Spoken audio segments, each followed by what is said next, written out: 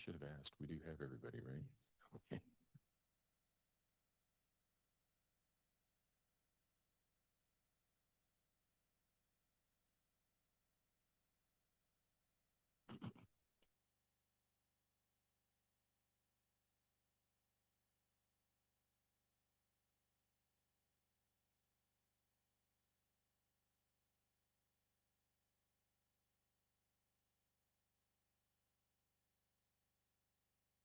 Can you guys do return time of 1 o'clock? All rise for the jury, please. 1 o'clock, will that work?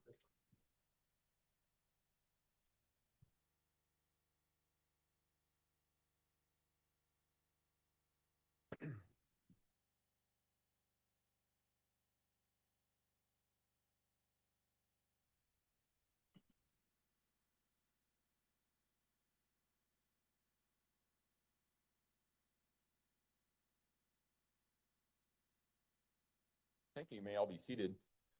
Court will recall 20 CR 1358, People versus Letitia Stout. Record should reflect the jury has returned to the courtroom.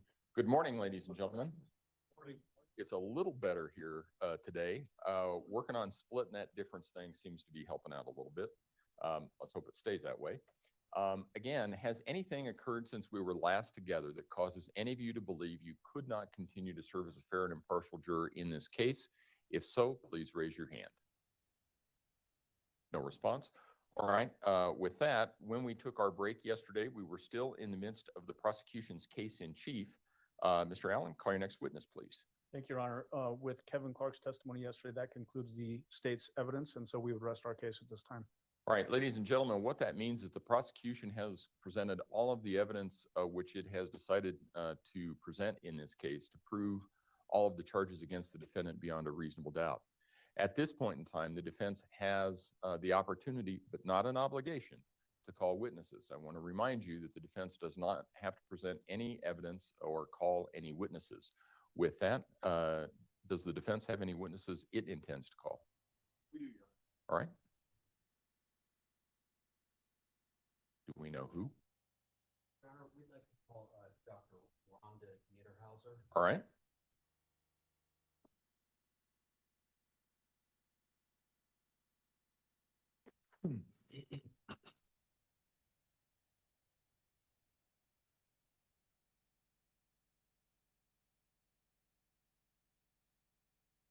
Dr. Niederhauser, if you would step forward and raise your right hand, please, ma'am.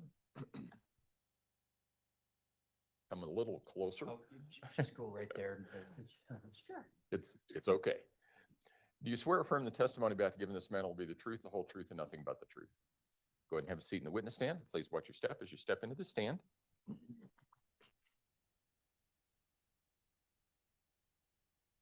Good morning. Good morning. Could you please state your full name and spell your last name for Sure. the court reporter who's seated right in front of you? It's Rhonda, Ronda. And you need my middle name too? Last name's Okay. Niederhauser, Niederhauser. How are you employed? So I work at Fort Carson. I work at Evans Army Medical Hospital, and I work in Ivy Medical Clinic. It's a primary care clinic office. Okay. And I'm a clinical psychologist. Okay. And what is your education? I have a doctorate degree, PhD in clinical psychology, and then I have a postdoctoral master's in clinical psychopharmacology. Okay.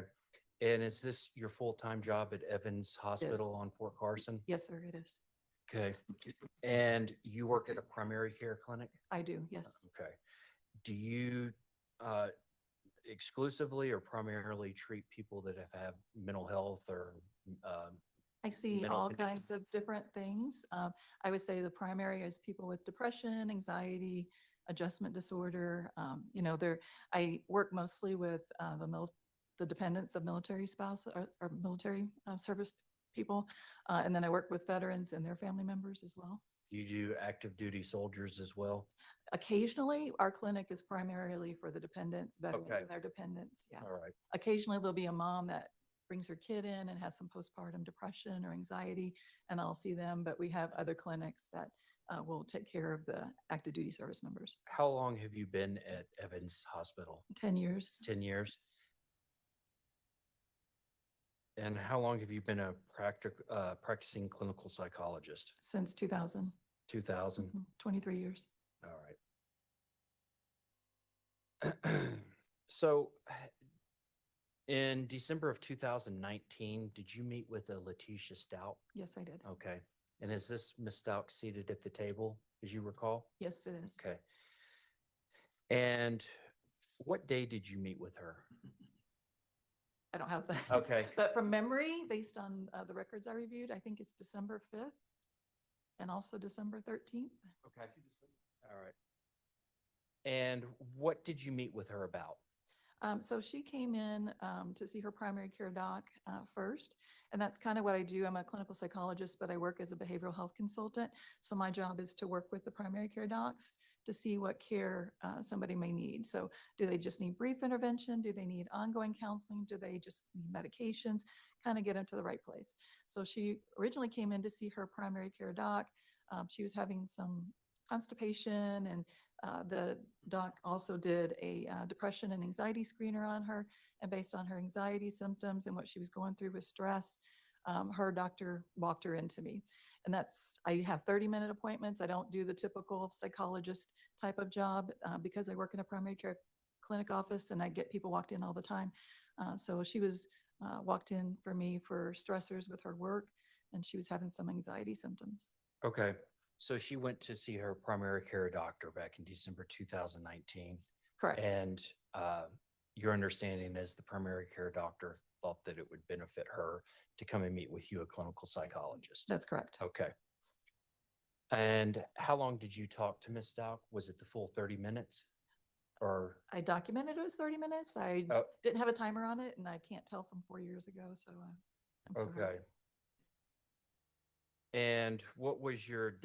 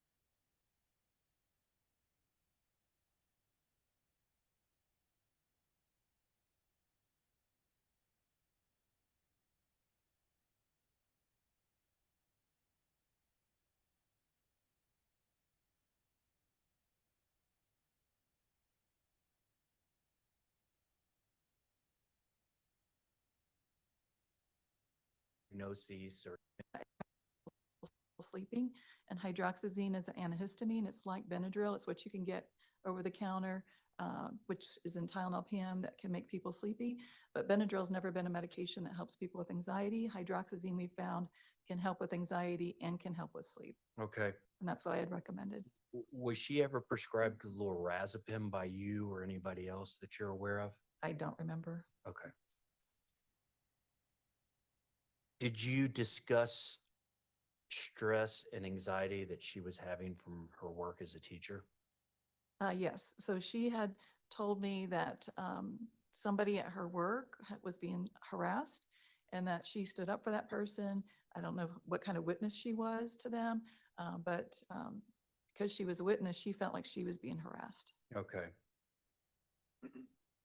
And at some point, you provided a letter dated December 5th, 2019. There's also a letter dated December 15th, 2019. that has your name and everything, but there's not actually a signature. Do Sure. you recall that letter? I do. Do you want me to speak to both letters? No, just the latter one. The second letter, so I saw Ms. Stouch on the 13th of December. And at that time, she was doing better. She had decided that she was going to quit that job and she was going to go in another school district. She was going to look for a teaching job in another school district. And because she had made that decision, I think some of her anxiety was relieved. In fact, when I did it's called a behavioral health measure 20. So it measures all kinds of different things, including anxiety. Her symptoms had gone down. And I think that was mainly because of making that decision to leave that job. So she left. And then I got an email from her that she apparently had talked to her work, her boss, whatever the case may be. And they told her that they wouldn't allow her to quit because she was on a contract. And if she wanted to resign, she'd have to have a letter from her doctor indicating that it was recommended. And so And- that was the letter that I had written, was that I recommended that she be able to resign from her position based on her anxiety symptoms. Okay. And then I you- sent the letter. I'll finish. Oh, I'm sorry. And you had, Wait. Let's stop, both of them. I know it's hard for you because everybody comes in, number one, they're nervous. Sure. And they may not have done this before, but the court reporter is taking down everything we say as we say it. Sure. That's important for one thing. It's easier for her to take things down if only one of you is talking at a time. It's also easier if you speak slower. Okay. She'll appreciate that. Okay. So let's try again. and you provided Ms. Stalk a copy of the letter where you recommended that she step down from her current teaching position. Correct. Okay. Did you provide that a written copy to her? Or did you send it via text, electronic, email? I sent it by email. I sent her a draft of the letter, Okay. which means basically I didn't sign it. I sent her the draft so she would be able to read it and see if she felt like it was sufficient, if I was not putting in too much information or if I was putting in not enough information. So I sent that letter, the draft of the letter to her. The therapy that you recommended that she start, what type of therapy are we talking about? It just would have been individual Talk therapy Yes. with a psychologist or psychiatrist? therapist, yes. Okay. After December 2019, did you have any more contact with Ms. Stalk? No, I did not. Okay. Can I have just a second, Your Honor? You may. That's all I had. Thank you, doctor. Cross-examination. Thank you, Ron. I apologize, everybody. I'm nervous. Would it surprise you, you're not the first person that's been nervous on the witness stand? Hoping I wasn't the only one. Everybody feels it. Don't worry Okay. about it. Okay. So Dr. Niederhauser, I think you said you've been a clinical psychologist since 2000, is that right? That's correct. When you see a patient like you did with this particular defendant, what kind of things do you have access to? Their report, of course, we do scales. We do a depression scale, which is called the Patient Health Questionnaire 9, and it gets the main symptoms of depression. We also do what's called a generalized anxiety disorder questionnaire. It's called a GAD-7. And so we have access to that, to give that to people. The second appointment, we do a behavioral health measure 20. The only reason that they did that one is the first one was with her PCM, and the primary care docs provide those questionnaires. I'll also provide it if the docs have not provided it, if they walk in to see me. But the behavioral health measure, when somebody has an official appointment with me, they're filling that out in the waiting room and then they bring it to me. That's what the government wants me, the military wants me to have people fill out. I Government like and the other two forms better, but that's what they have us fill out. Government and the regulations, right? Yes, yes, military, yes, Do you get a description of symptoms from the patient? I do. You agree that this particular patient, the defendant, endorsed that she had sleeping problems, I do, that she was feeling tired, yes. that she was having trouble concentrating, Yes, I believe so. and that she had moderate level of anxiety. That's correct. And then that she also, though, denied any suicidal ideation. That's correct. What does suicidal ideation mean? Where she wants to kill herself. She also denied any homicidal ideation. That's correct. She denied any intent or plan to commit either suicide or homicide as well. That's correct. And that was on December 5th, correct? Correct. Did that hold true on the second date, on December 13th? It did.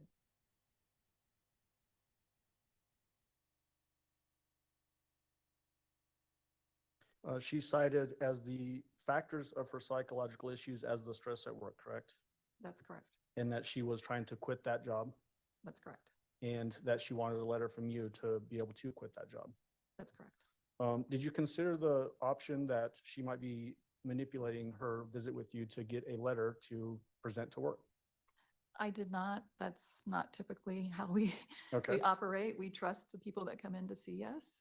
I would not be a good psychologist if I cross-examined every person that came in sure. and said, I don't believe you. So that's how a therapeutic relationship works, is you have to trust the person that's coming in to talk to you. Did you note in your notes on this from December 5th that there was no disorientation observed? That's correct. She knew where she was, who she was, Why is that important? situation. It's important because you have to know who you are, where you're at, what's going on. And she had no problems there. No, not at all. She also was not exhibiting any hallucinations, correct? That's correct. Her memory was not impaired. That's correct. Even remote memory was not impaired. Correct. And more significantly, recent memory was not impaired. That's correct. Judgment was also not impaired. That's correct. Speech was normal. Correct. Rate of speech was normal. Correct. Didn't seem to be pressured in her speech. Correct. Tone was not abnormal. It was not monotone or any other abnormality. Correct. And volume was normal. Yes, And in fact, you noted no language abnormalities were demonstrated at all. that's correct. You also went through her thought processes, correct? Correct. They were not impaired. Correct. In fact, you noted that they were linear, logical, and goal-directed, correct? Correct. You also evaluated her for connectedness, correct? I'm sorry, what? Connectedness. Do you remember that? I don't know what. Okay, there's a note in your report that said evaluation of connectedness showed no deficiency. Correct. What does that mean? So I think what you're referring to, and this has been like an old note, so I don't have access to it. But I think that it refers to how you connect to other people. And I didn't see any problems with her connecting to me. And she had connections to other people, her family. Okay. And just so you're aware, I know that you're nervous. It's okay to be nervous, like I was talking about at the beginning. If you can't remember, and it would be helpful for you to review your report. If you tell me that you can't remember and it would be helpful, I can show you your report and Okay. then you can review it, okay? Okay. That's a standard thing that we do with lots of witnesses. Sure. You noted that her insight was intact. Right. What does that mean, insight being intact? She recognizes what's going on with her. She has insight that she has anxiety, that kind of thing. And you also noted that she was not having any delusions. Correct. If you're noting all of those things, are those signs that somebody is not suffering from a severe mental health disorder? That's- Can we approach? No, if you have an objection, state it. I don't believe this witness is allowed to.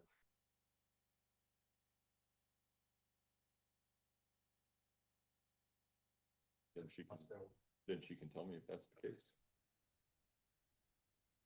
And what I'm asking Dr. Niederhauser is, based on your years of experience as a clinical psychologist since 2000, and then working as a clinical psychologist for Evans Army Hospital and at Fort Carson's, are those types of things that somebody would suffer if they are suffering from a severe mental health disorder? Can I answer that or no? I'm not the one giving direction here. Okay. So what I basically would say is if I had any concerns that she was a danger to herself, a danger to someone else, or she was gravely disabled, which means she was psychotic or so severely depressed that she wasn't functioning, then I would have placed her on a 72-hour hold and sent her to a psych hospital. So she had some anxiety, she was having some stress, but she was not suffering from severe mental health disorder to the point where I felt she was a danger to herself or others, or couldn't function, Okay, or was psychotic. okay. And that's exactly what I was asking. This particular patient was not suffering at the time that you saw her in December on the 5th or the 13th of any severe mental health disorders, correct? That's correct. In fact, you noted that she was only suffering from generalized anxiety disorder. Correct. What is generalized anxiety disorder? So that's where you have anxiety, and for people that aren't familiar with anxiety, it's just worry, nervousness, like I am right now. And so you worry about everything. So you don't just worry about certain things, you worry about a lot of things. Okay.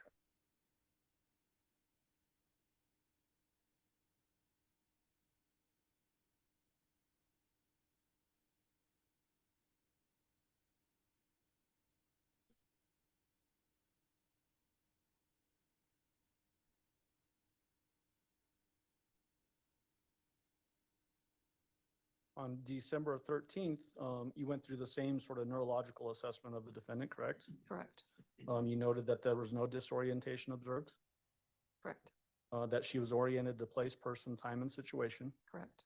that she was not suffering from any hallucinations, That's correct. that her memory was unimpaired, That's correct. and that remote memory was not impaired, Correct. recent memory also not impaired, Correct. judgment was not impaired. Correct. Why is it important to note that her judgment was not impaired? Because if somebody's has poor judgment, then they're going to make bad decisions. And her judgment was normal. Correct. Her speech was normal. Correct. Tone again was appropriate, no volume issues or monotone issues or anything like that, correct? Correct.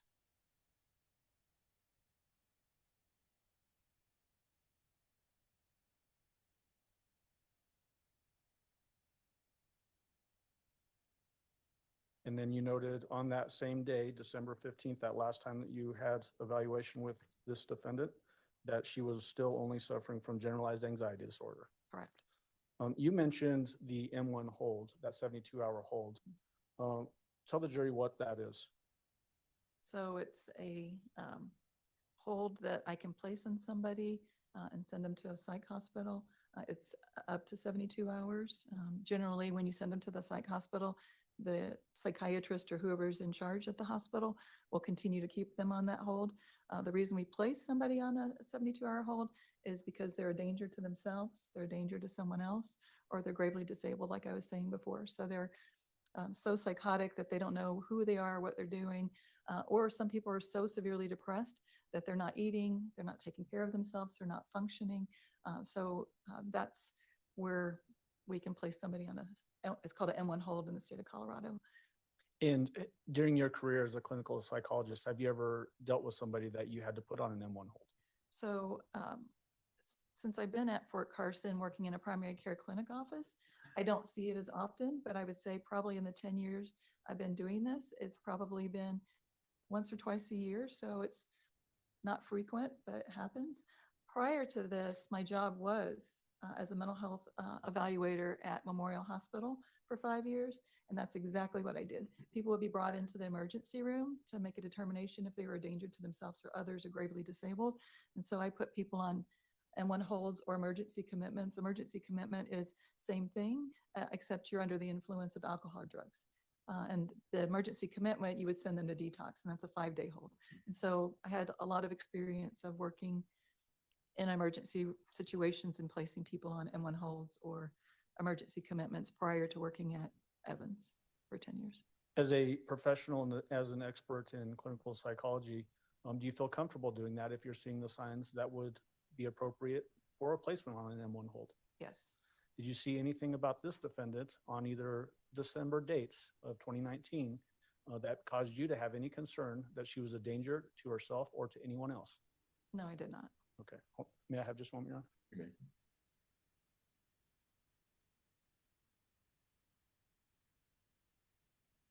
What was the source of information as it relates to your interactions with this defendant? Just the clinical interview with her and the scales that we utilized. So basically everything coming from directly from her. Correct. Did she? The only time we get collateral information is if we do have concerns about somebody being a danger to themselves or others, or they're psychotic. or, people are worried about them because they're not functioning, that's when I would get collateral information from other people. And that didn't occur here? No, it did not. Okay. Did she have any history whatsoever of psychological treatment in the past? She had told me that she'd been diagnosed with anxiety in the past. In her medical records, she does have a diagnosis of panic attacks and anxiety. And then she had told me that she had tried different medications, but I don't think she'd ever seen a therapist before. Was there ever any history that you knew of that she'd been in an inpatient treatment? She had not, Had not. had not. That's at least what she told me. She told you that? Yes. Okay. Did she mention any, as it relates to the stress or the anxiety, did she mention anything to you about stress related to her stepfather from 20 years ago? She did not. Did she mention any stress related to sexual abuse at the hands of stepfather from 20 years ago? She did not. Okay, thank you. That's all I have. What? She didn't even tell her own therapist about the sexual Do any abuse? jurors have any questions for Dr. Niederhauser? And she's trying to use it as an Counsel excuse? would retrieve that and counsel approach, please. What?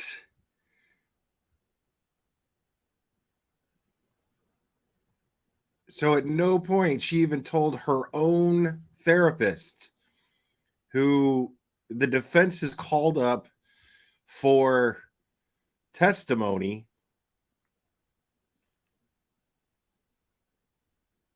Wow.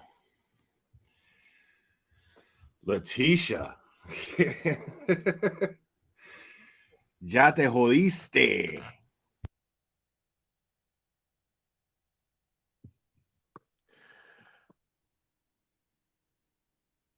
All right. Dr. Niederhauser, did you or the defendant set the second appointment on December 13th? I did. All right. Well, I asked her to get an appointment and somebody scheduled it. Okay. I will allow reasonable follow-up as to that question only. Mr. Cook? Mr. Allen? So how was it that you had contact with her to set that second appointment? So usually what I do is I walk them out. There's a back desk, they check out, and then they actually make an appointment. So I think that's how it happened. Okay, so it was basically at the end of the first appointment, you walk out to the lobby and then you say, set another appointment in a couple of weeks, essentially? That's correct. And why did you have to do that for this particular person? I typically do that as just a normal routine because I want to make sure that I don't do the ongoing therapy, but I want to make sure that I'm following up with patients and making sure that they're getting the help that they need. And so that's why I set it up. And then she did get prescribed that hydroxyzine. And so I wanted to follow up with her and make sure that how she was doing on that medication. So this was only in response to just you wanting to make sure that what you were recommending was working and to follow up, not because you had some concerns about severe mental health That's disorder. correct. Okay, that's all I have. Thank you. Thank you, Dr. Niederhauser. You may step down.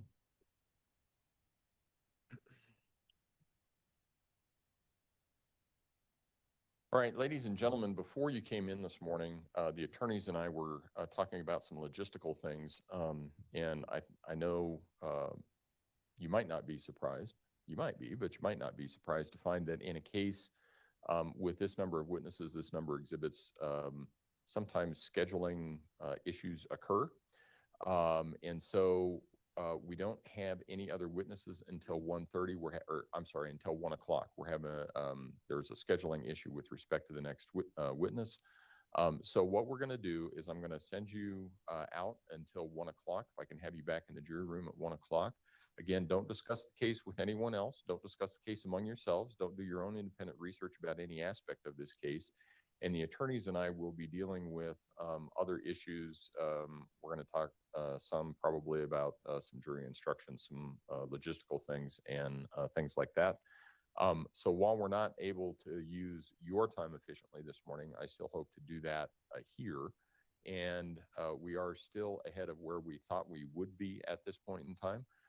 So I know it looks like there's some downtime. By a but month. We're still going to use it efficiently from our end. And we are still ahead of where we thought we would be. So By a enjoy month. the morning, I guess. And we will see you at 1 o'clock. All rise for the jury, please.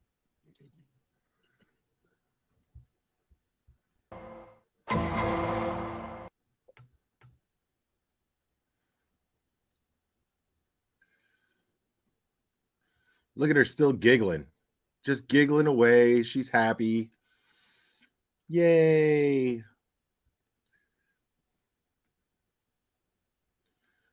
I'm going to prison forever.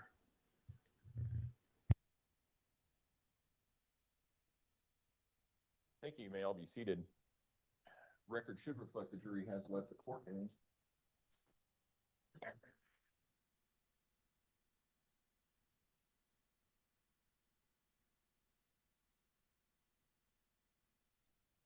All right, Ms. Stout, I'm going to go back through some of the questions that I talked to you about last week. I just want to confirm, prosecution, there are no prior felony convictions. Is that accurate? Correct, Judge. There were some prior felony arrests, but they were not convictions. Okay. All right. And Ms. Stout, how old are you? And we've talked a little bit about your education. You have a bachelor's degree, a master's degree, and a doctorate degree. Do I have that right? And how's your health today? I still call bullshit. And are you now or have you been under the influence of any alcohol or drugs in the past 24 hours? Do you understand that you have a right not to testify? Can you hear her okay, Kathy? Okay. And if you choose not to testify, then the jury can be instructed about that right and be told that they cannot infer your guilt from the fact that you remain silent, and that it would still be the prosecution's burden to prove the elements of the case to the jury beyond a reasonable doubt. Do you understand that? Do you understand, however, that you have a right to testify? And do you understand that if you want to testify, no one can prevent you from doing so? Do you understand that if you choose to testify, you may be cross-examined by the prosecution concerning any matters which are relevant and material to this case? I don't think Do she's you going to further testify. understand that juror questions may be submitted, but that the same rules of law, evidence, and procedure that apply to lawyer questions will apply to juror questions, and that improper juror questions will not be permitted? However, legally proper juror questions may be asked of you if you decide to testify. Do you also understand that the decision to testify or not to testify is yours personally, and only you can make that decision? Do you further understand that even though your attorneys may disagree with your decision, that the decision is entirely yours and yours alone? Do you fully understand this advisement? Is there anything further you wish for me to explain to you concerning your right to testify or not testify?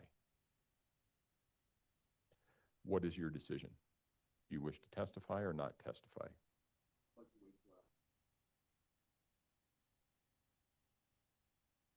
All right, we'll wait until Dr. Lewis has concluded her testimony, and we will see where we are then. She's still thinking about it. We'll go from there. In the meantime, They're going to wait till Dr. Lewis testifies.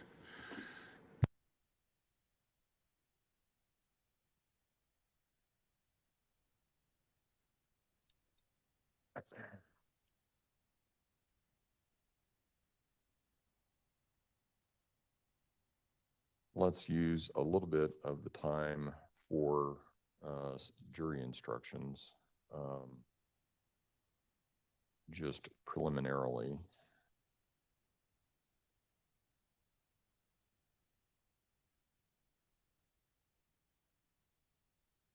I'm going to take out the instruction regarding discrediting by conviction of a felony.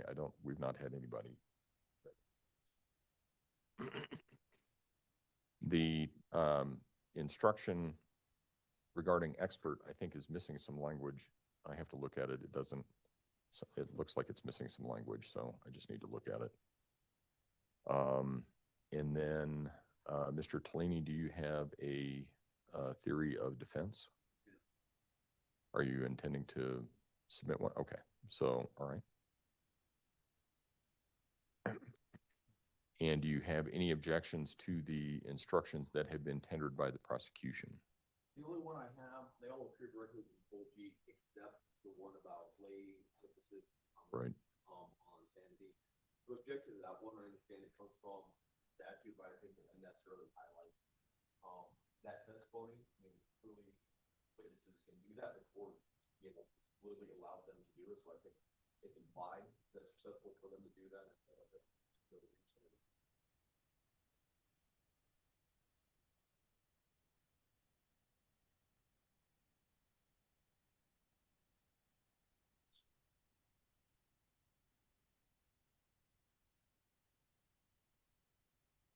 Mr. Allen? Mr. Young? Yes, good morning, Your Honor. Not prepared to give you case law on this particular issue this time, so I'd like to reserve argument until I find the case that addresses this issue. Okay. Obviously, there's a statute right on point that allows that to happen, which is 16.8.109. The jury has heard that type of testimony. Defense has objected in front of the jury to that type of testimony. Therefore, the people feel it's necessary to give them an instruction as law with regards to layperson testimony.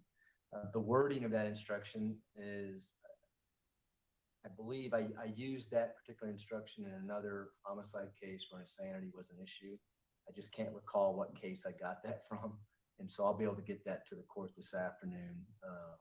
Okay. Of course, the defense has an alternative instruction that they'd like to provide. We're more than welcome to look at it. Well, I'm looking at 16.8.109. This issue came up earlier, I think, in response to Mr. Grusing's testimony.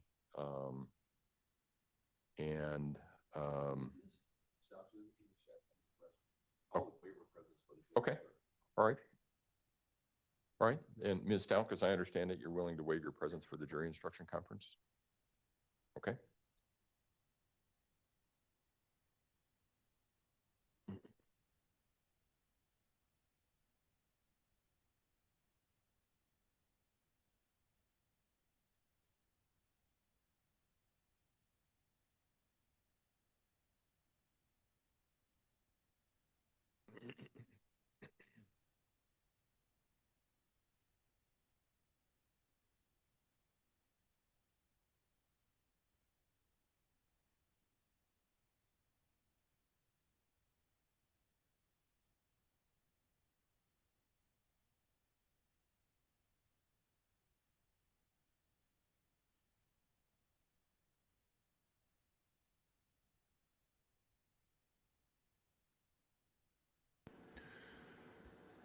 Cherry has revealed herself to me.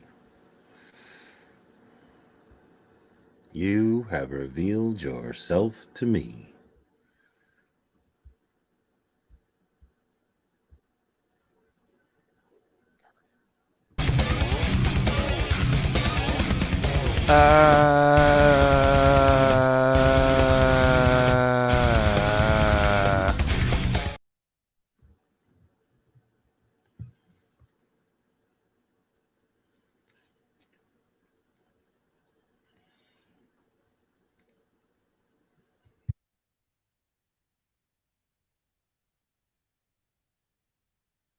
All right.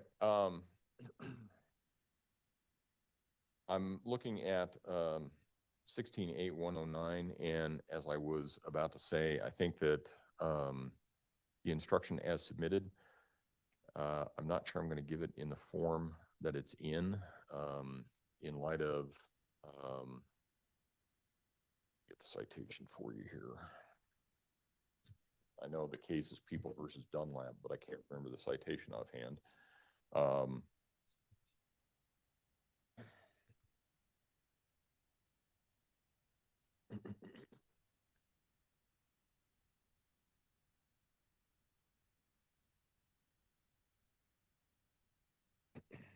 You have revealed yourself to me.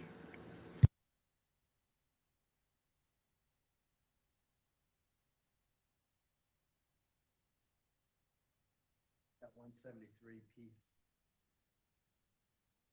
Does it sound right? Dunlap? Nope, I'm thinking it's 36 P third 778. And the case that I'm thinking about now, granted, there are a number of different iterations of Dunlap because it's a death penalty case, so it went up and back a number of times. But I think the case that I'm looking at is 36 Pacific 3rd 778. I can tell you for sure the principle of law is that it was reversed because the language in the instruction that was given by the court did not specifically track the language in the death penalty statute. And so I think the closer that language in an instruction tracks the actual language in the statute, I think the better we are. I do think, and I am inclined to give such an instruction in part because it's warranted by the law, and in part because there has been some testimony regarding from lay witnesses regarding their impressions about Ms. Stauch's mental status at any particular time. And so I think that the jury should be advised that they can, whether they give way to that or not is up to them, but I think that they should be advised that it's proper to consider that and take that into consideration.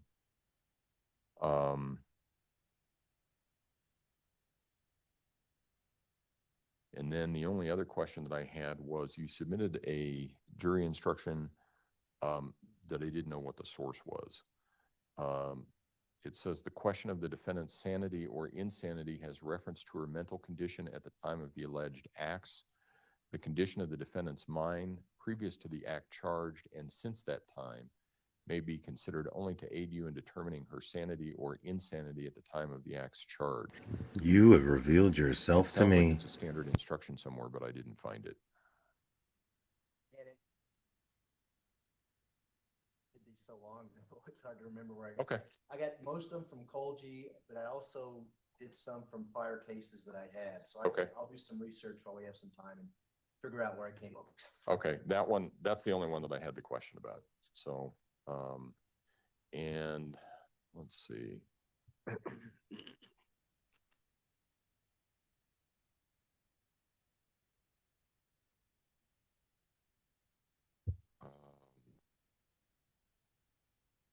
Is there anything else that we need to address prior to Dr. Lewis's testimony at 1 o'clock? Mr. Young? Besides what we talked about yesterday, that's the only concern I have. Well, let's talk about that, because she's going to be here at 1 o'clock. What is it that you are requesting? That the court remind her that she's not to get into the substance of her meeting on Sunday for 3 hours with the defendant and. Okay. All right. Okay. Mr. Tellini? She does in the evaluation, diagnose with a possible traumatic brain injury and reference. Oh my God, the brain injury. Can you show me where that was? Yeah. That's it, I just remember. I remember reading it. I just can't remember which report, whether it was hers or someone else's. I didn't recall it as I was looking at it in hers. So what page are you looking at, Mr. Tilley? I see the diagnosis of the traumatic brain injury by history, but I didn't see where she mentioned. Yesterday, we were talking about a softball incident. I didn't see that mentioned.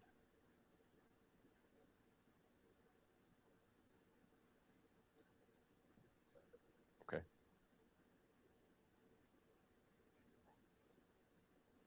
No, not well, 1 o'clock. Yeah, no, 1 o'clock, because that's when Dr. Lewis will be here. Yeah. So, yeah, don't take her back to CJC. Yeah, hello.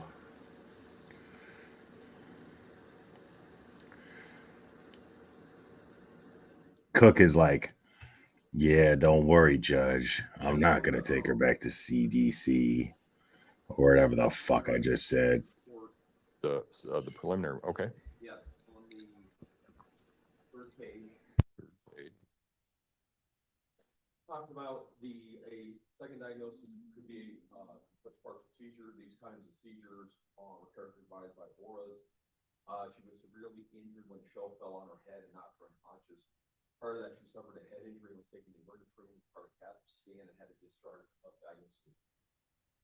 Okay. Mr. Young? Nothing about a softball, obviously, injury. It's in her report that may lead to this conclusion that she. Okay. And I do recall her talking to Ms. Stauch about the bookcase during her forensic interview that was recorded back. Okay.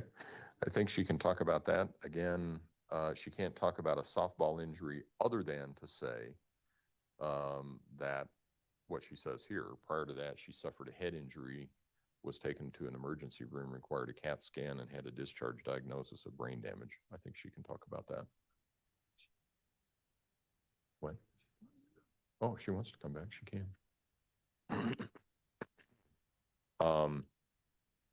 Other than that, is there anything else that we need to take up? Nothing from me. Events? Okay. All right, we'll see everybody at 1 o'clock then. And I will tell you that, even if we finished early today, we're not gonna do closings tomorrow. I think it's fair to give everybody some time to get things together. So the earliest that I would anticipate closings would be Friday. I just think everybody needs to have some time to put all of their thoughts together. So, all right, we'll be in recess then.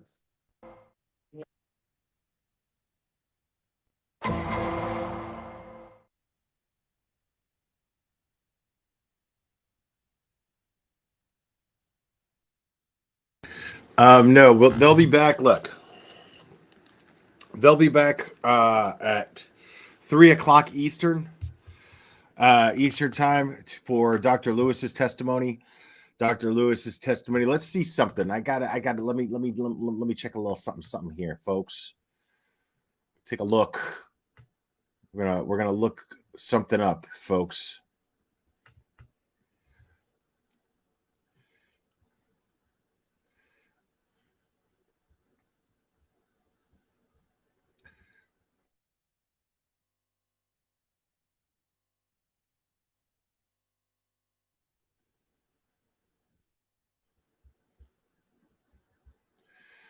All right. So I found this. We'll go over this and then we'll take a break. So this is an interview with Dr. Dorothy Lewis, who will be testifying on Letitia's behalf. And we're going to now, while we're waiting after this, I'm going to take a break myself because I'm going to watch the documentary on HBO Max called Crazy, Not Insane, which Dr. Dorothy Lewis is an intricate part of. So I'm going to watch that and familiarize myself a little bit with, I'm glad that we have this. So I get a chance to familiarize myself with Dr. Dorothy Lewis a little bit. Yeah, I got it. I realize it's probably really boring, but I doubt it's going to be that boring as it pertains to this case. Since I'm going to have the perspective of the fact that she's going to be testifying, and she is the defense's big ace in the hole, as it were. We're going to, I'm going to check that out. How can there be such different functioning in the same brain? Bundy himself perpetuated the fantasy that he came from this perfectly normal childhood. So I interviewed family Now, mind you, I've heard canceled Karen compare herself to this lady, which I think is really funny. members. Things were horrendous for Bundy. You know what? You know how I know? You know how I know that you can't even start to compare this lady to canceled Karen? Because this lady actually shows up to court when she has to be there. From conception on. When you couple some kind of brain dysfunction with a history of horrible early ongoing abuse, the social, the psychological, the biological forces that came together, you get a super dangerous person. We did it. There it is. Hello. Hello. Hi, I'm Dorothy. Tell me your name. I What am is your- Jeff. I am Jeff from Las Vegas, Dr. Lewis. It's just such a pleasure to meet you. Oh, I'm glad to meet you from Las Vegas. It isn't open yet, right? No gambling, no nothing? No, it's partially open, but yeah, it's probably going to be locked down again. So we're suffering bad here. We're suffering bad. It is. Yeah. Well, you're looking at someone who has been sheltered now for 9 months. 7 God, months. it's so good to see another person. I've been quarantined for 7 months here. Yeah, so it's crazy. So, It not is. to use that word openly. Well, thank you so much for joining me today to talk about Crazy, Not Insane, the new HBO documentary. I guess I want to start with, are people born dangerous? Are they born killers? No. Simply no. Yeah, How about- I've been working in this field for several decades now, and they are not born dangerous or evil. I mean, my colleagues will, will say, Dorothy, what about evil? And I'll say, that's not a scientific term. It's not a medical term. It's a religious term. And it's not up to me to say one thing or another, but no one is born that way. Okay, so let's unpack that for a second. Okay, let's unpack that for just a second, because she just said that nobody is born evil. I think this is really interesting. She says nobody is born a killer or a murderer. Nobody's born evil, but evil is not a psychological term. It is a religious term. So how do you know? Are you also a religious expert? Are you as much of a religious expert as you are a psychological expert? How do you know somebody's not born evil? So, okay. And then, also keep in mind, I find this very interesting. Keep in mind also that I can't think of one time where the prosecution has referred to Letitia Stout as evil. I can't think of one witness who got on the stand for the prosecution and referred to Letitia Stout as evil. So the prosecution has been very careful. I guarantee you that the prosecution has done their homework on this woman. So think about these little things. Think about these little lawyer tricks that take place, because the prosecution has done a very, very excellent job so far of presenting their case, of presenting their damning case, very damning case against Letitia Stout. They have done their job, still doing their job, because they still cross-examine. I got more interesting questions out of, let's talk about, just for a quick second before we continue this little interview, let's talk for a quick second about this last person, Liedermeyer, whatever the fuck her name was. I don't know what her name was, but she basically sounded like everything was fine with Letitia. They didn't ask any questions in regards. The defense called her up, and the defense asked her almost no questions regarding dissociative identity disorder. Nothing of the case. Said she wasn't a danger to herself or anybody else, except for the danger to anybody else that could be a bit damning. But the fact that she Niederhauser, I don't know, who cares? The fact that she did not call this she did not hospitalize her for further testing to find out if she was a danger to others. Well, that's a bad look on her credibility, isn't it? Because we wouldn't be here if she wasn't a danger to others. Because they're not denying that she killed Gannon, right? She absolutely killed Gannon. The question is whether or not she was capable of knowing right from wrong at the time of killing Gannon. But she absolutely killed Gannon. So what good was it for the defense to bring her up there and ask her questions? Because they made it seem like she was perfectly sane. I don't even understand what very interesting. Very interesting. Let's see what this lady has to say. We are all born with the capacity to be violent. So there's nothing that distinguishes us from day one from the people who later become very violent. Well, we've all had that impulse during our lives that we want to kill somebody, and we use it as an expression and all that. What is the factor that makes someone cross that extra line that actually does commit a murder? Well, I can only tell you from my experience and our team's experience, and I learned it over years. It was not anything I knew to begin with. It's not taught in psychiatry training, what makes people violent, so that it's a discovery as you go along. But over the years, it looks as though just about, you have to say just about everyone, because there's always an exception, but just about everyone who becomes extraordinarily violent repeatedly. We're not talking about one fight in a bar. We're talking about recurrent aggression. Just about every one of them has been raised from early on in a family where there's extraordinary violence and where he or she experiences incredible abuse. With the guys, the girls too. Sexual abuse is very, very common.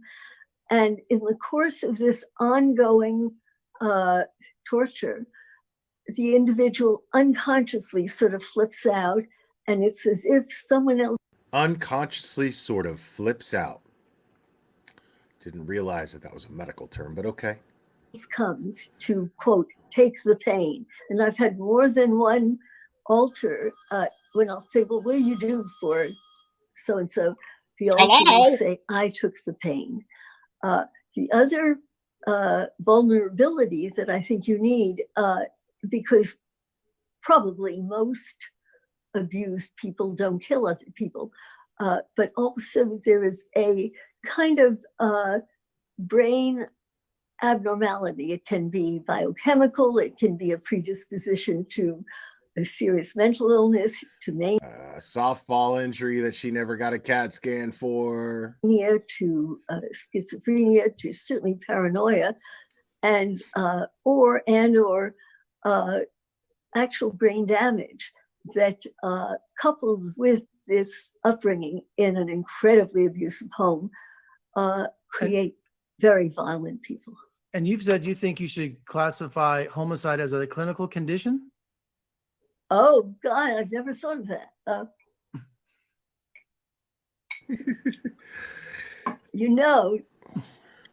May I think about that? Sure. Give me your address and I'll think about it and talk about it. And Okay. I'd let you know, because it had never, ever occurred to me. No kidding. Yeah. Well, you've seen over 22 serial killers. Is there a pattern, or are each unique, other than them being 20 homicide as a clinical? Very violent people. And you've said you think you should classify homicide as a clinical condition? Okay, so she's saying no. She's never classified homicide as a clinical condition. Oh, God, I've never thought of that.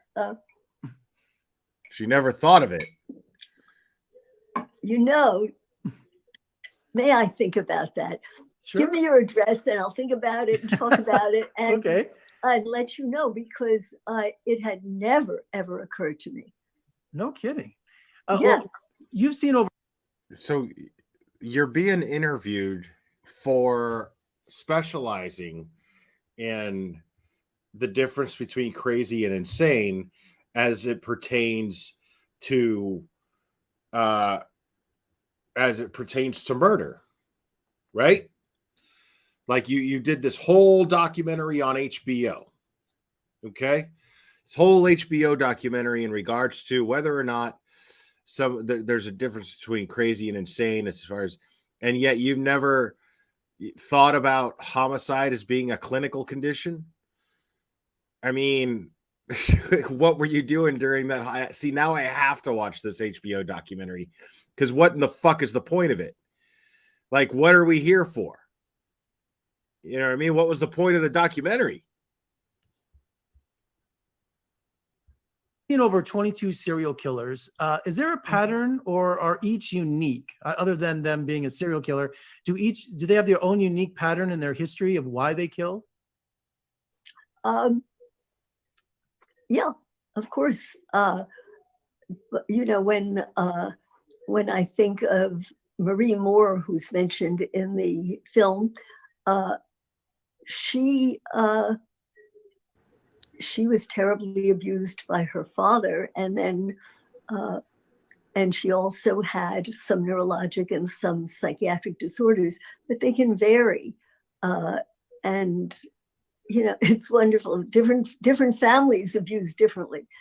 But by and large, Okay, so this is clearly their entire defense.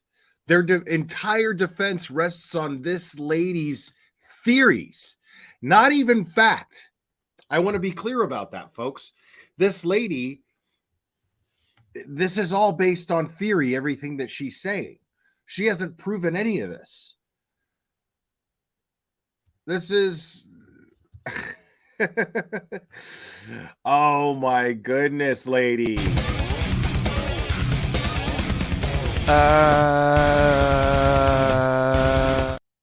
Lady, you're out of your mind. the recipe for violence seems to be early, ongoing, intolerable abuse, and then some intrinsic vulnerability like brain dysfunction or psychosis or something like that. And you have interviewed over 100 murderers, death row inmates, some of America's most notorious serial killers, Ted Bundy. Have you had many sleepless nights? Do you bring your work home with you? No. How do you manage that? Well, you know, it's not conscious. Whatever I do is not really a conscious act. It's somehow you learn to cope. And, but, you know, even when I worked at Bellevue, I remember a colleague of mine said, Dorothy, I see you go from a very serious interview to then maybe teaching a course or something. And how do you do it? And I'm not aware of that, but I think that I sort of intrinsically, I have the ability to shelve the very last thing that happened and move on. You know, later I may think about it, but it's not a choice, it's a habit. And how do you approach courtrooms over the years, giving your testimony? Oh, expecting to be laughed at. Really? Yeah. Because I know you weren't taken seriously early in your career, but you built that reputation. Wow, lady. Nothing has changed. Nothing, really. Wow, lady. So you're Why is that, expecting do to you be think? laughed at once you walk into that courtroom. I love it.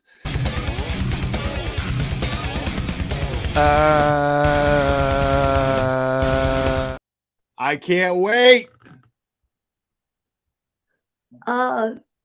That one is a really tough question, but you know, there seems to be something about horrific episodes, murder, grisly things that tickles the limbic system, you know, that system deep down in our brain that has to do with appetites, with anger, with love, with eating, with feelings. Well, they laughed at Pasteur, Dr. Lewis. Yeah. I think history is going to find you on the right side, so don't worry. You're going to be in good company. You have revealed Oh, yourself well, to it's me. been decades and I haven't seen a change, but do you know, I'm so touched that Alex wanted to do this because my colleagues don't believe what we've seen. And here Alex is showing, is giving them the data. And then it's up to them to look at it and see, is this real or isn't it? Here's my prediction for what's going to take place as far as the jury goes when they hear her testimony. The jury's going to be like, interesting. So guilty? Guilty? Okay, cool. Yeah, Your Honor, we'd like to submit our verdict. Thank you. And you had to put your trust in the filmmaker, into Alex, in giving him full access to your thoughts and cases. Yes. Yes, I did. I trusted him implicitly. Well, the other people who had asked me to do something with their videos, they were all really interested in Ted Bundy. And the reason he trusted me is that I was not making a living off Ted Bundy. I never wrote about him. And where other people were champing at the bit to talk to him and write a book and do this or that. And you know, I was not. I was just, Word. I was just hired to see if there was any problem there. Well, Doctor, I think the documentary was fascinating. I think the work you do is essential. And have you seen the TV series Manhunter on Netflix? Mindhunter, dickhead. That is isn't that consulting with the FBI people? Yeah, it's about the beginning of them starting the The word serial FBI killer, and about people. an FBI agent finally classifying that. And it's from director David Fincher. It's just an incredible, fascinating series. And if you haven't seen it, I highly recommend it. I think you'd find it very entertaining. You know, you might like it. Yeah, I'm gonna go watch it while I jerk off with peanut butter and wear a tutu, and you know, sit next to my my mannequin wife. Have you read their book? Because one of the reasons, by the way, I have not watched any of the Bundy films, any of the fictional things, any of the other things, so that I don't like it to cloud my memory. Well, I think you'd find Manhunter. It's just about them, Hang up the different serial phone. killers at the FBI, how it started, and also there's inner conflict with the agents, and exactly the Oh, same. that lady straight up has like a fucking rotary phone. She like took the phone off the hook and shit. Thing you're talking about, the agency thinking this is nonsense, you can't classify a serial killer. So it's really fascinating. It's called Manhunter. So I love. I should watch it because I did read their book. It's really fascinating. It's really fascinating. It's called Manhunter. Manhunter. Like, bro, who the fuck? What is a manhunter? What the fuck are you talking about, guy? That was decades ago. And I looked and I thought, my God, I have seen, I think, 3 or 4 of the people that they saw. Mm-hmm. And what they did not know about them blew my mind. So, do you know, I actually called the FBI. I don't know to whom I spoke, but I said, I got the FBI on the horn, and I was like, this book, would you please tell, was it Wrestler? I forget. Douglas. Anyway, at the time I knew, and I said, I would love to share my data with your data because theirs was on a totally different level. And I think a lot of theirs had to do with checking boxes and things like that, where ours is far more loose and can go in any direction you want, but they never called back. So that, but I have seen many of theirs, and there's a different picture behind it. Well, Dr. Lewis, thank you so much for your time today, and wonderful documentary, very insightful, and I applaud your work and your career, and thank you so much for joining me today. It's been an honor. Oh, it's been such a pleasure to talk with you. You asked good stuff. Oh, thank you very much. You have a good day. Thank you. Thank you.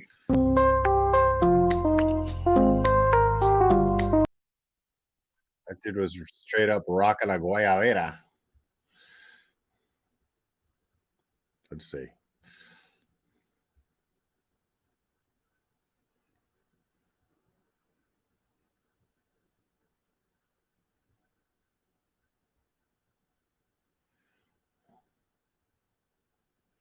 No, that's just them talking about it.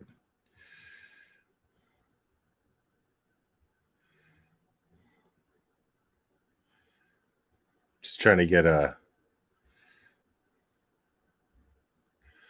Oh shit! I don't think.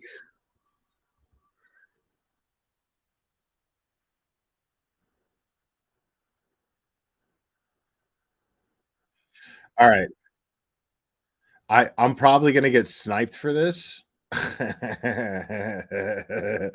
gonna play it anyway.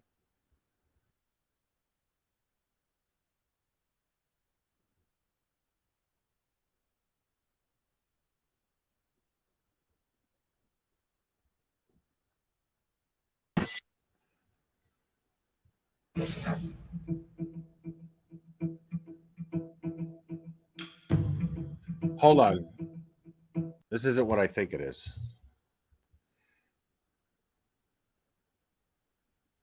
Yeah, this is all Ted Bundy. I don't want to watch this shit. I want to get sniped for some shit about Ted Bundy. I thought it was Crazy Not Insane, the full documentary. That's what it says here.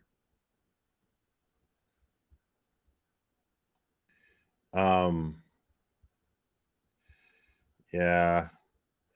I don't think we have it. Hey, shut up. It said Crazy Not Insane. Shut up.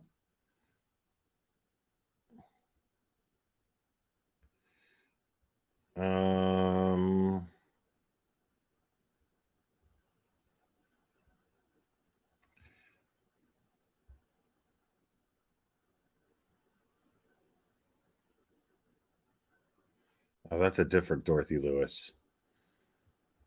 Okay.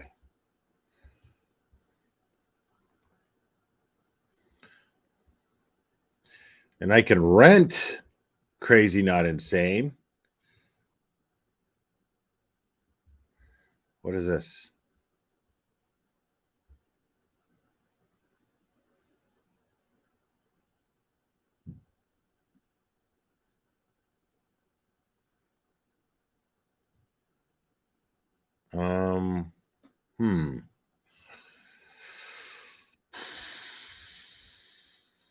Yeah, I don't want to hear somebody's.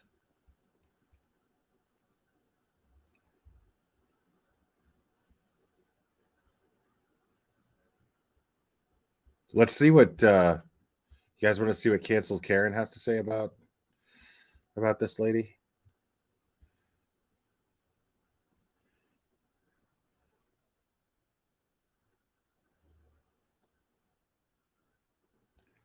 Oh, shut up.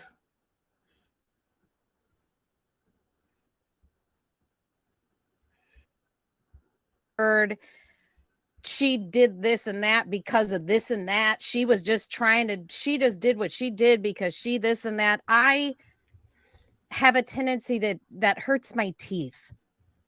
And when I say it hurts my teeth, I mean it makes me grit and cringe, because I think that people that say that, whether they're meaning to or not, they're coming across as very small-minded, closed-minded, and very almost medieval witch mentality. That's why I call it peasant mentality, because it reminds me of how the people in the Middle Ages treated women, particularly women. I mean, men got caught up in that as well, but particularly women were treated so barbarically when they stepped outside of what people thought should be normal. And indeed, people who had mental illness were also treated as though they were demons or witches, or, you know, beneath scum of the earth.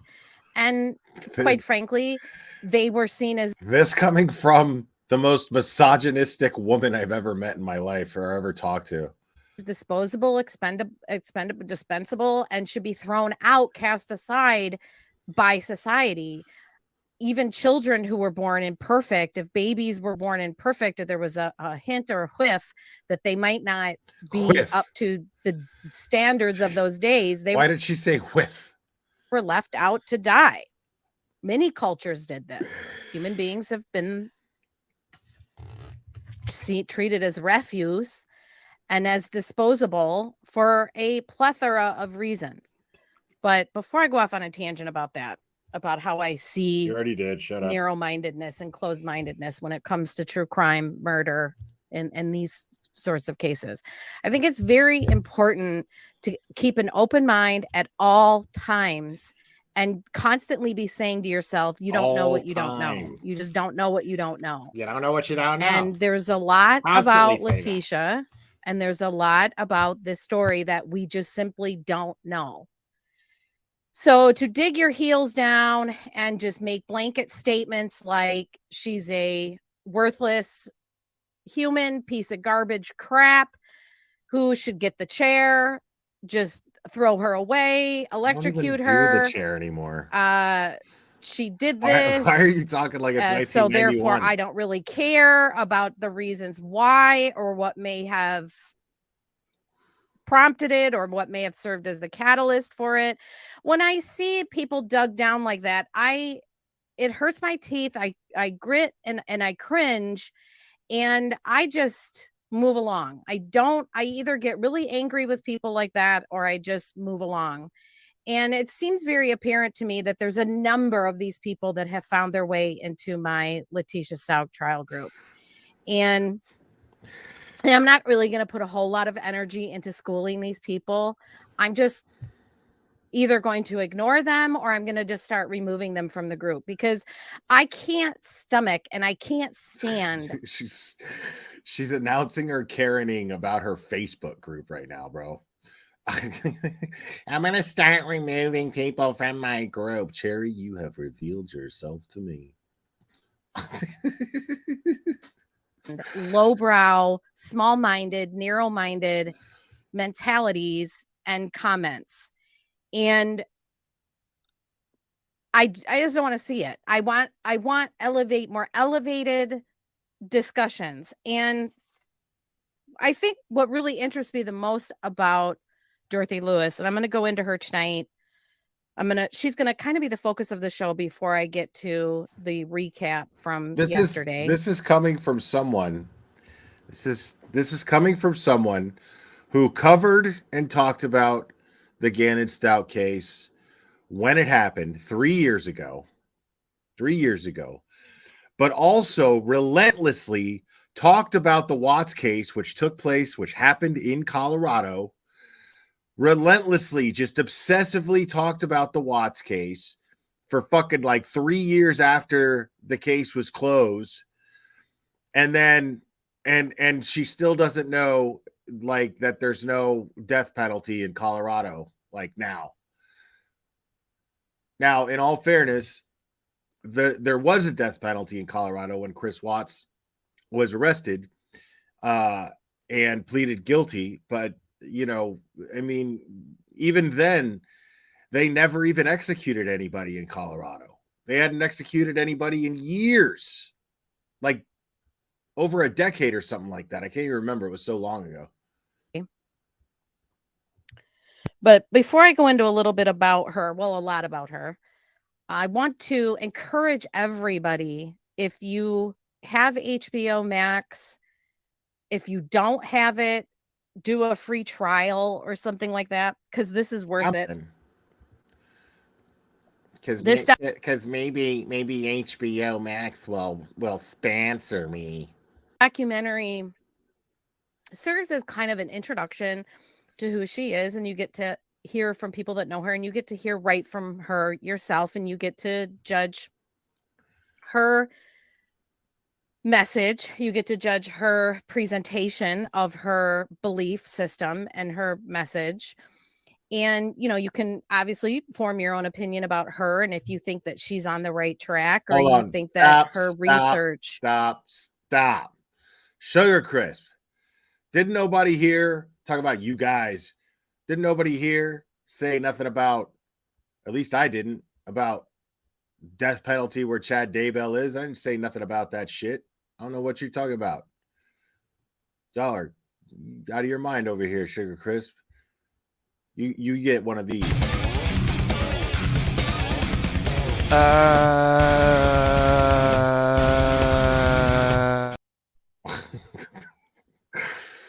Did nobody over here say that shit? And her vast body of research, because this woman interviewed Ted Bundy, Arthur Shawcross, several others that are featured in the documentary. So she's done an extensive body of work on some of the most high profile, shocking killers.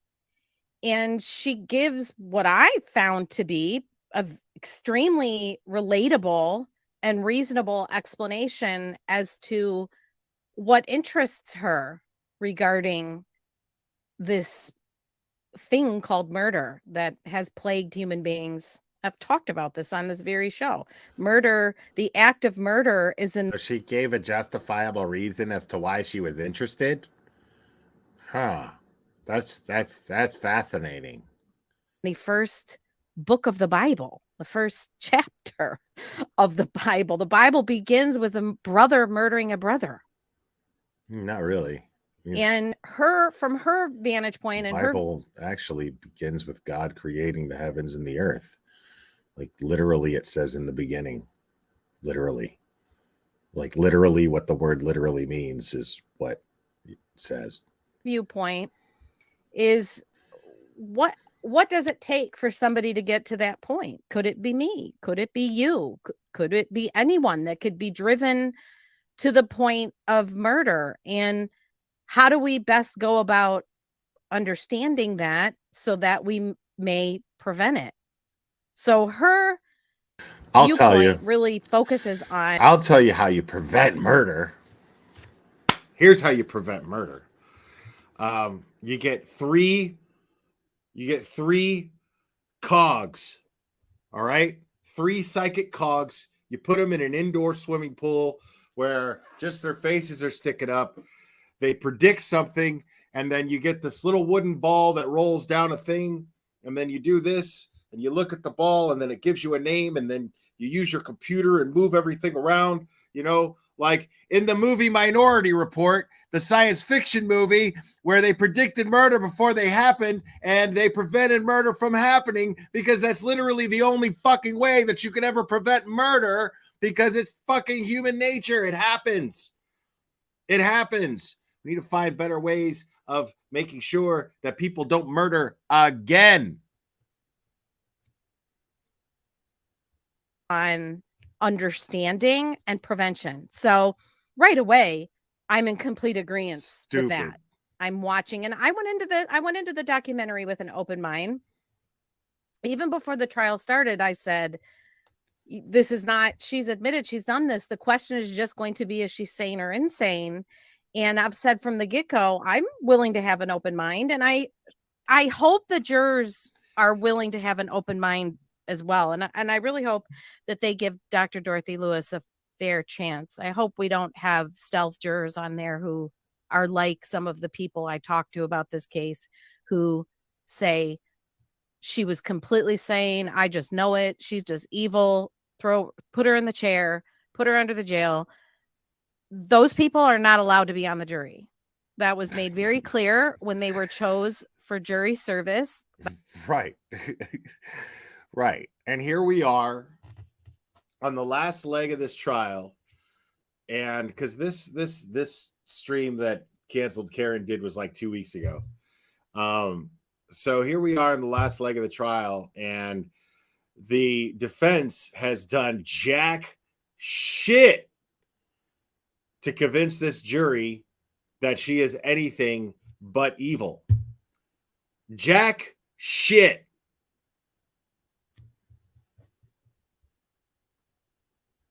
But that mentality was not welcome.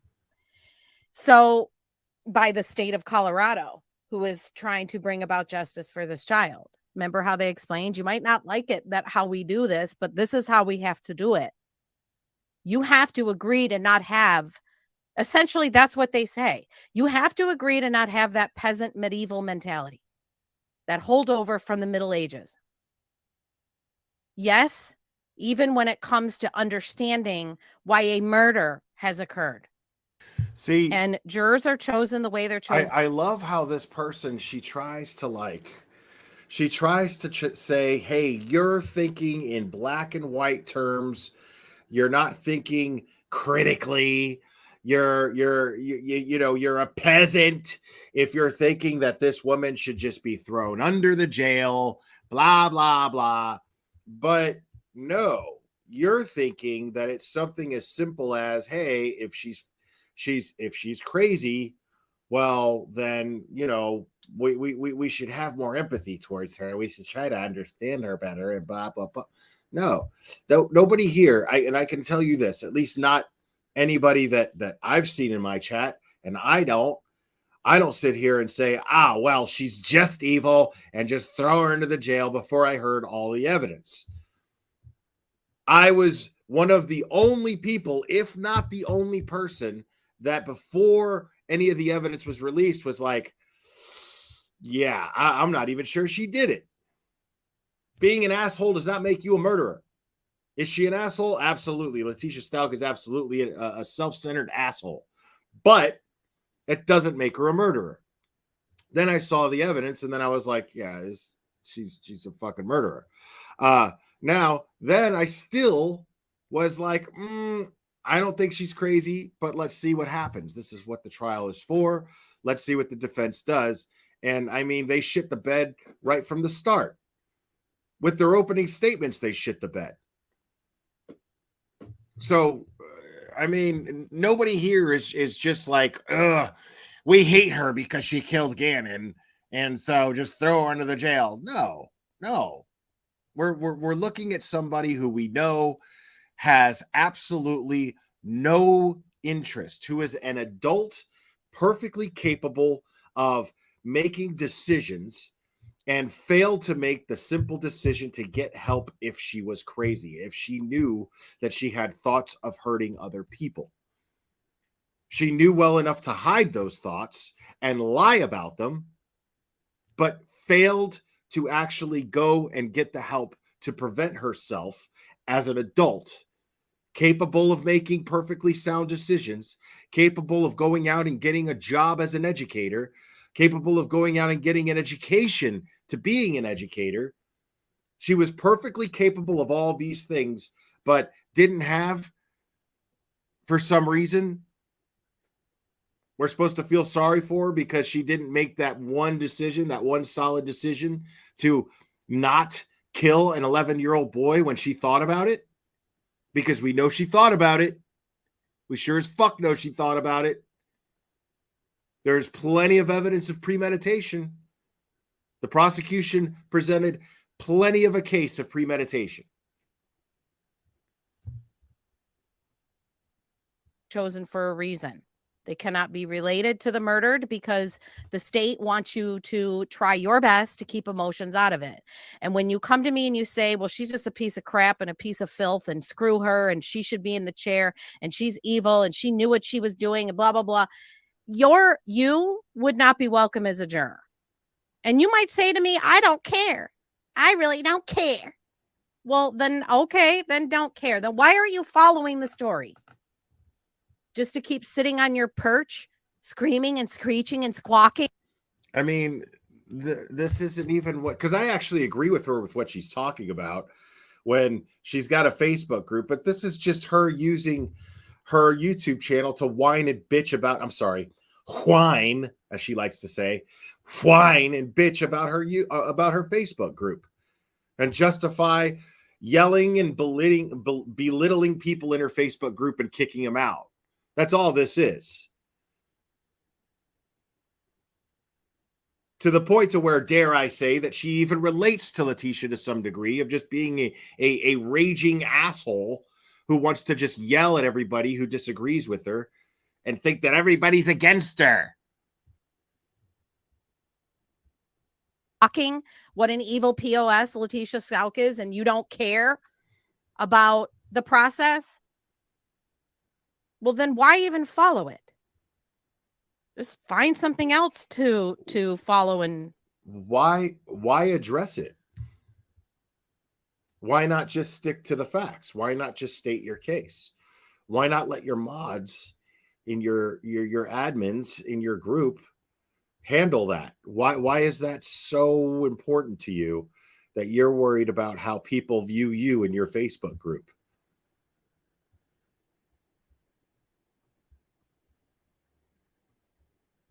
that you haven't gotten all figured out. So people that are saying that, they seem to me that they have it all figured out.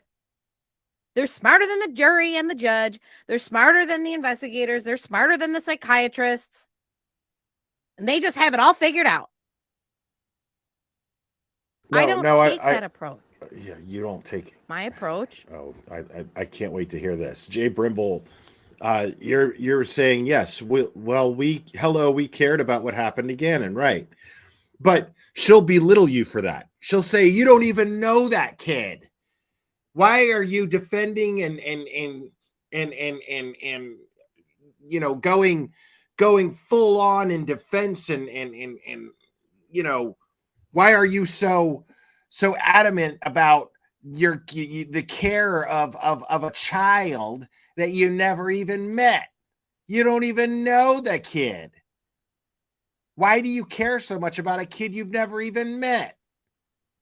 And then gaslight you and make you feel crazy because you actually have empathy for an 11-year-old kid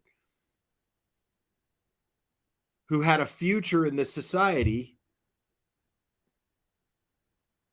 to help contribute making the world better for your children and your grandchildren. But somehow you're an asshole for caring about this 11-year-old kid.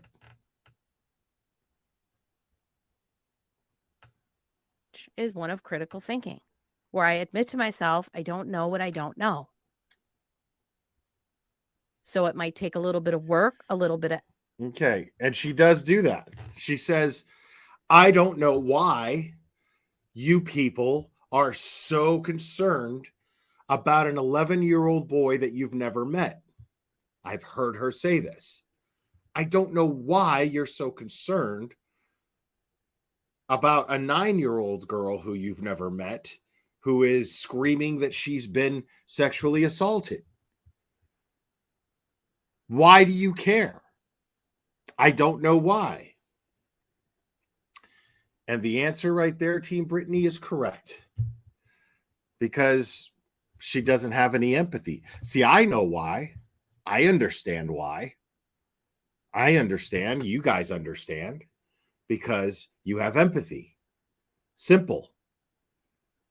But her saying that I don't understand why, what does that tell you?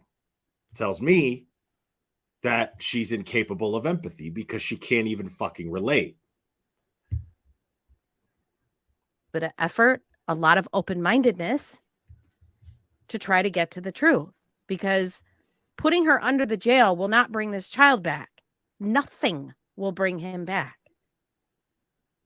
However, a good way to honor his memory is with the truth, even if the truth is something you don't like or agree with.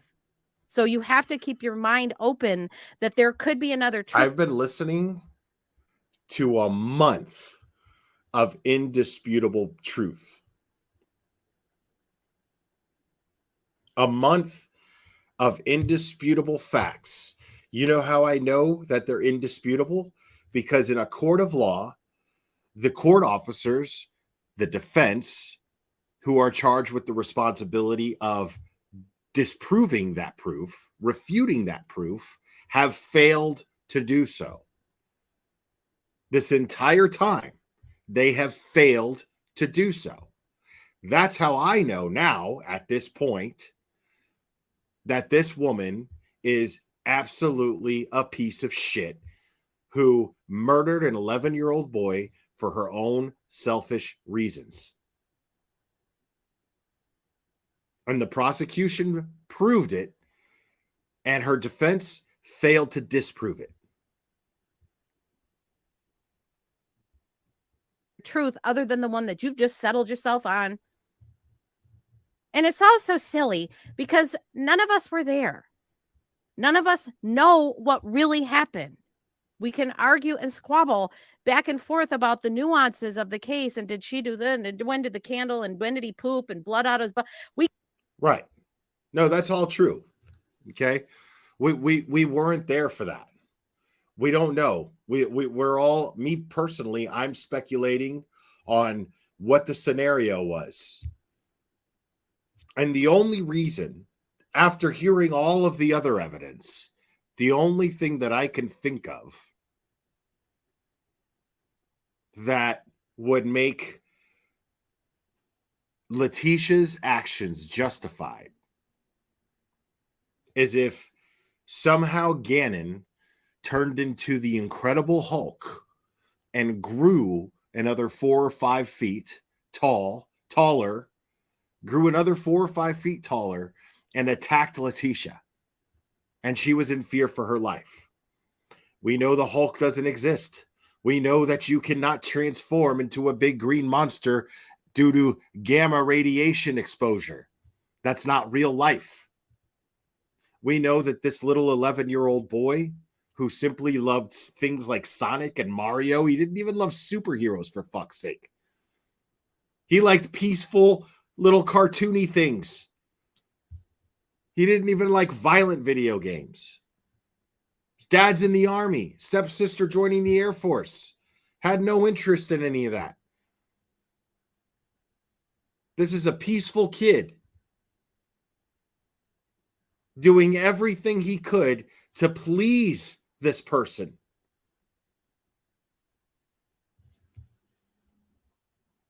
I mean, take a look real quick. Take a look at this real quick.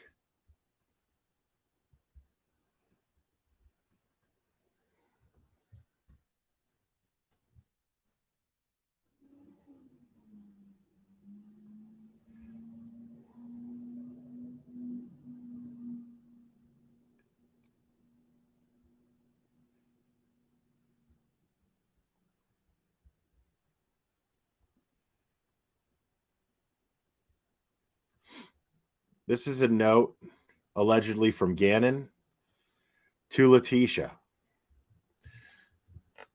To Tisha from G-Man. Happy Mother's Day. I love you, Tisha, so much. You were the best stepmom ever.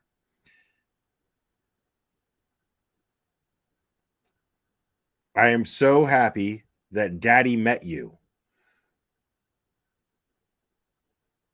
What can I do without you? Tell Daddy.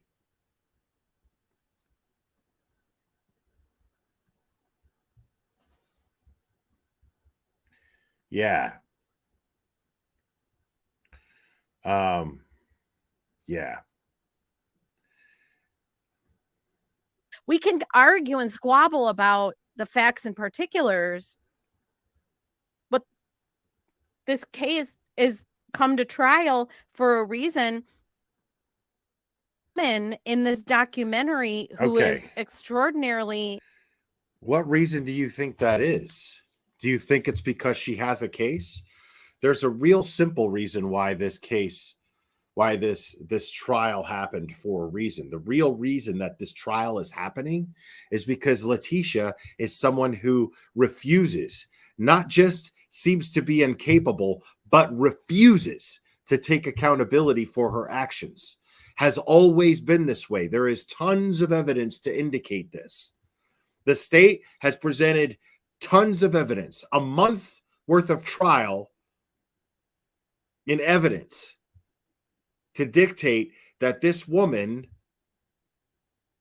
is incapable and has no interest in taking accountability for her own actions.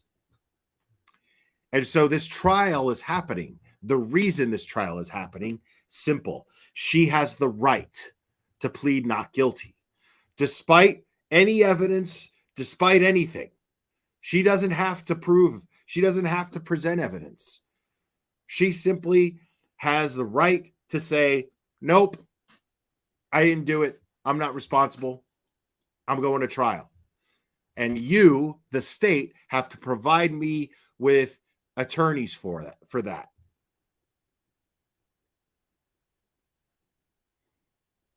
That's the only reason.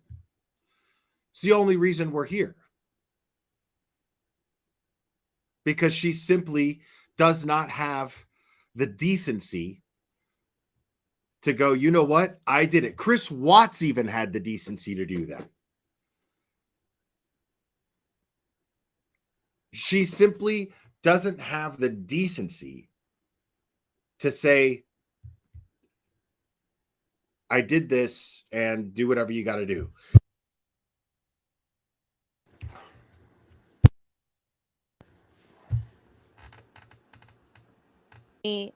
Experienced. She's extraordinarily educated.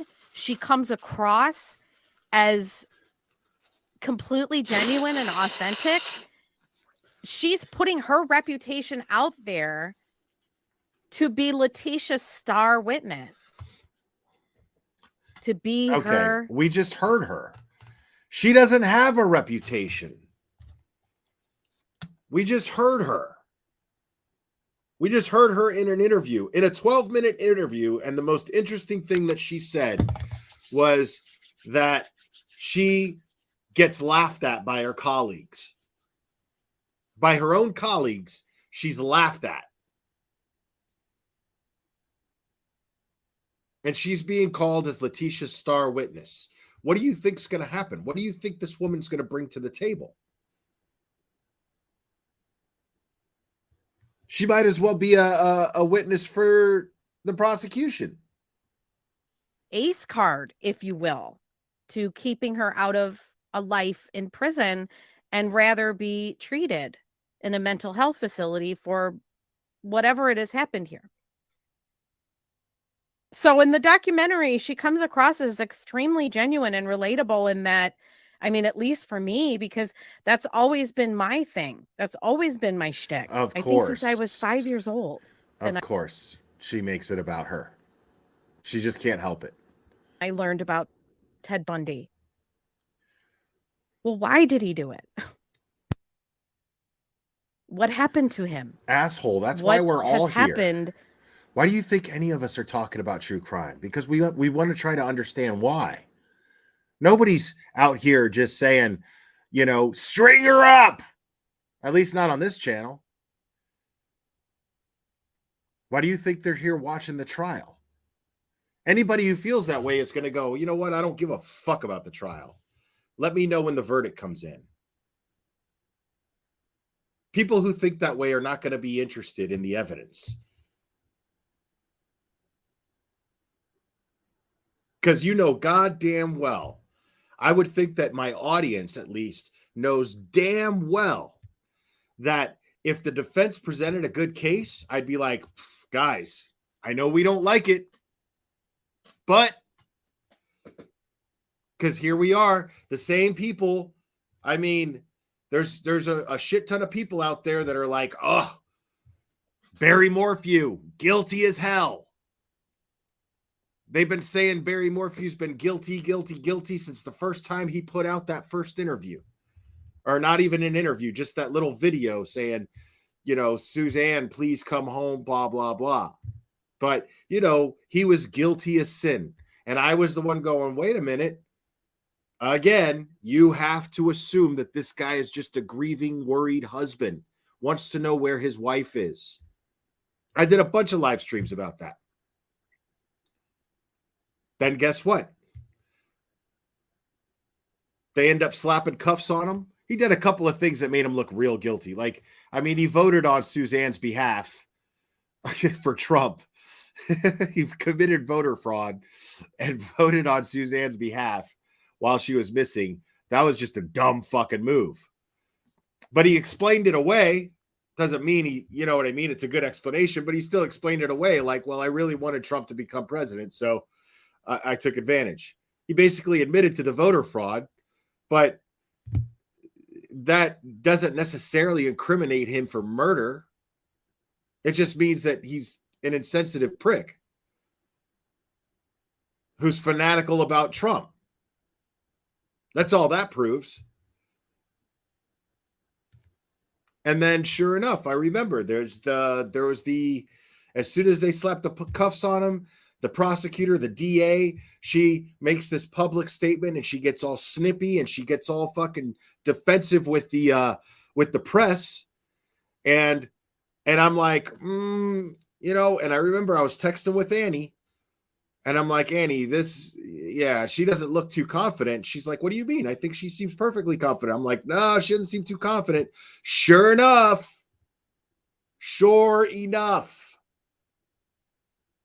they may not even have enough evidence to convict him. Barry Morphew is most likely going to just walk free for the rest of his life. Do I think he's guilty personally? Yeah, I do. But do I think that the prosecution jumped the gun and failed to collect enough evidence to convict him beyond a reasonable doubt? Yes, I do. Yes, I do. And I think Barry Morphew is probably going to walk for the murder of his wife. But I'm going to sit here and I'm going to be fair and I'm going to tell you guys this stuff. But no matter what your opinion of me may be or may not be, I'm going to be honest with you. That is critical thinking. That is being impartial. in his life? What happened in his childhood? What shaped and molded who he ultimately became? And who he became in his brain? Why would we not want to understand that? Why would we not want to understand what culminated and spiraled into the murder of this child? Because with understanding comes prevention. But it doesn't. God, she's so stupid. There's no way to prevent someone from killing necessarily, not in the way that you're making it out to be. You can keep somebody who you know, because without violating their rights, you know what I mean? The system is already set up to prevent someone from killing as best as they can without violating someone's rights. That means if a mental health professional does an extensive evaluation of the subject, and other professionals, they confer with this professional, they discuss it, they meet, they discuss the case, meaning the person that is being evaluated, the subject, and then they decide, we think this person may be a danger to others, and then they keep them locked up away from society while they treat them in the hopes to rehabilitate them and make sure that they are okay to be out into society once they deem them to not be a danger to others. That's where we've already got that system set up. I don't know why you're talking like there's going to be some road to preventing people from some road that we're headed down possibly to prevent murder from being a thing in our society. That's never going to happen. That is never, ever, ever, ever going to happen. If you are a realist, as you're claiming to be, Karen, if you're a realist, then you understand this. You're never going to actually stop murder from taking place unless you're in the movie Minority Report, which is pure fiction. It's fucking Spielberg. You're never, ever going to prevent murder from being a thing. But you could prevent someone from murdering to a certain degree. Not everyone, but there are systems in place to where you can treat people and you can observe people and then go, hey, wait a minute, I'm worried about them being out in society because they might actually hurt themselves or somebody else. I mean, that's all you can do. That's already a thing.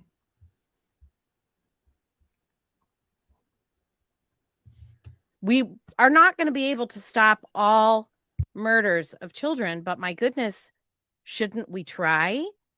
Instead of always wringing our hands and we already are upset and wailing. We already are trying. What are you talking about? At God, whenever children are murdered like this, wouldn't a better use of our energies be becoming like Dorothy?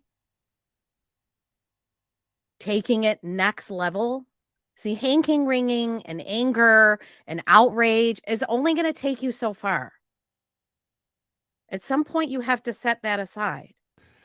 And most people... Like, she's talking as if there's not already a system in place for what she's talking about. What she's doing right now is the same bullshit Betty thing, where bullshit Betty is going around and she's saying, we need a database for child services so that other child service agencies can interact with each other all over the country and all over the world. That's already a thing. There's like 3 different databases for that. There's like, it's already a thing. What are you talking about? But this is the same self-serving. This is the same, and I hate using this word, but narcissistic bullshit that makes people that people like this think, well, I have the answer. I have the solution, and we need to start heading towards that solution. No, man. People are already heading towards that solution. People who are qualified. Not you, because you're not qualified. Not me, because I'm not qualified. People are already qualified to do this, and they're already doing it. Yes, you're there's no way that you're ever going to prevent murder. She just said so herself.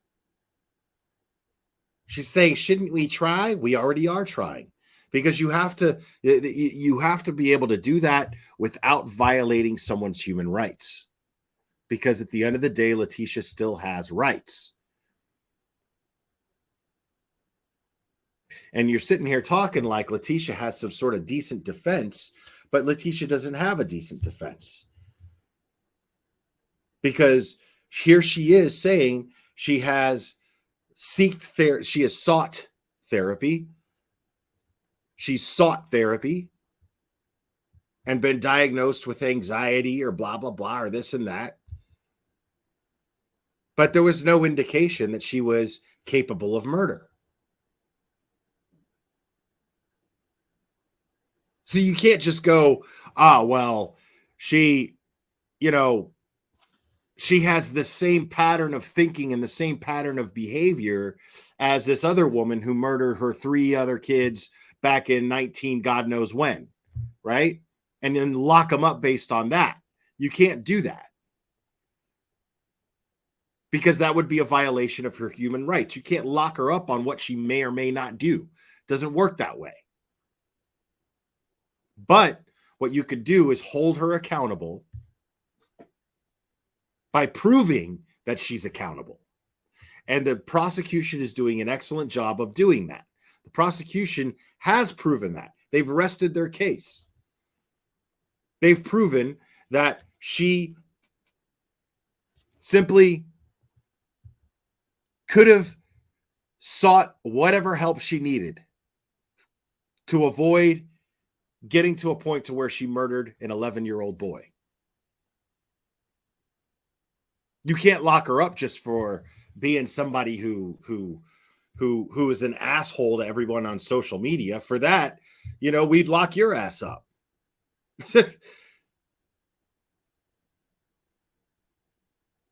If we could prevent murder from happening in the way that you're suggesting more or less that we do, well, then we should lock Kay up. We should lock Betty up.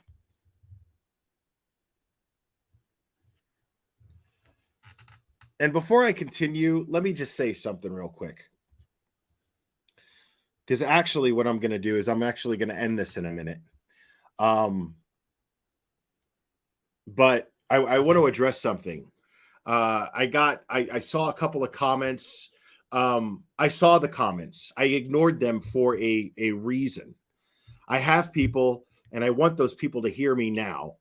I have people that have reached out to me saying that Kay's son is trying to reach out to me so that he can discuss more about Kay.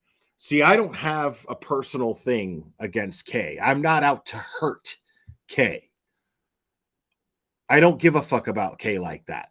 Meaning, and this is no disrespect to her son or whatever trauma he's been through or whatever anything's happened to him, and I feel bad. But the fact is he's an adult now, and it's his problem. I'm sorry, dude. I don't know who you are. I don't know your name, but I'm not interested in your family life. I'm not interested in Kay's personal life. I'm interested in the influence that she has here. Period. That's all I'm interested in. I'm not interested in digging up dirt on Kay. The fact that she's being sued for $10 million for defamation, it's relevant to the points that I make. It's relevant when it comes to discrediting her because what she does on the internet is dangerous. But I'm not going to cross that line to where I start digging into her personal life and start judging her on things that took place based on somebody in her household's perspective. I'm just not going to do that. It's just not, I'm not interested in that. I'm not interested in what kind of a mom she is. I'm not interested in that. That shit has nothing to do with the bullshit that spews out of her face on here. I realize that it may be a help to point her hypocrisy. I don't know what his accusations are. I'm just saying, let's say worst case scenario, his accusations is that she got violent, right? And I realize that if that's the case, which I have no proof or even anybody saying that she is capable of that, I don't know. But even if that's the case, and she proves to be a hypocrite because she's always talking about how you should never, ever put your hands on kids. I'm not, that to me does not, I can discredit her just fine by playing her content and going over it and showing her hypocrisy through that. I don't need to dig any deeper. I don't need to go real life with her. Even though she feels the need to go real life on other people, including myself, I don't do that. I never have, and I'm not going to start now. So I want to be abundantly clear. Stop sending me emails and stop leaving comments, please, saying that Kay's son is reaching out to me and wants to reach out to me to discuss their home life. I don't give a fuck about it. I want to be very clear about that. I don't know how much clearer I can be, honestly. And that's no disrespect to him. I'm sure there's other people out there that want to hear her story. And if you want to get up there, dude, and as a matter of fact, if you want, man, start your own YouTube channel. You don't need my platform to do that. Start your own YouTube channel. There's a shit ton of drama channels out there that would love to hear what you have to say. And they'll restream it, they'll clip it, they'll tell everybody to subscribe to you. So K-Son, whatever your name is, if you're listening, and you know, I respectfully decline giving you a platform on my platform. Sorry, this is not what I do here. So I want to be very clear about that. YouTube is an amazing thing. It's called YouTube for a reason. That means you can tube. Huh? It's amazing. So you take your little Google email and then set up a YouTube channel and scream and yell to your heart's desire and convince the world about how bad of a mother Kay is. I don't give a fuck about what kind of a mother Kay is. I want to be very clear about that. Anyways, guys, I'm going to call this and then I will do a second separate live after I watch this documentary with Dr. Lewis. Guys, I love it. I'll see you in a bit.